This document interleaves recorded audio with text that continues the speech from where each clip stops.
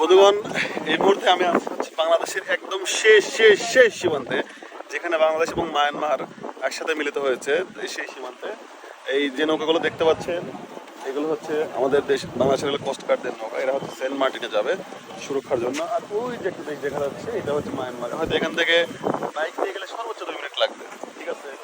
প্রায় 2000 ফিট দূরে, এর বেশি হবে না।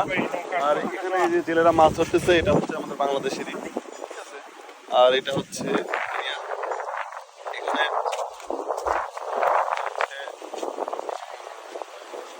একদম লাস্ট পর্যন্ত এখানে অনেক পর্যটন প্রতিদিন করতে আসে।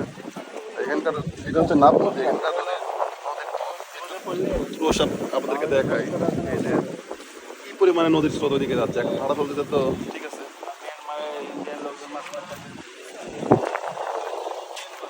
এখানে অনেক হিউজ পরিমাণ নৌকা, হিউজ পরিমাণ জেলেরা কিন্তু মাছ ধরতেছে। আর ওই যে জাল দেখা যায়, দেখেন মাঝখানে ওই জাল, যে লাস্ট জাল দেখা যায়, ওইটা হচ্ছে বাংলাদেশের শেষ প্রান্ত, ঠিক আছে? ওইটা ওই পর্যন্ত নদীর ভাগ হচ্ছে বাংলাদেশের, এবং তার ওই মুখ থেকে সব হলো মায়ানমারের।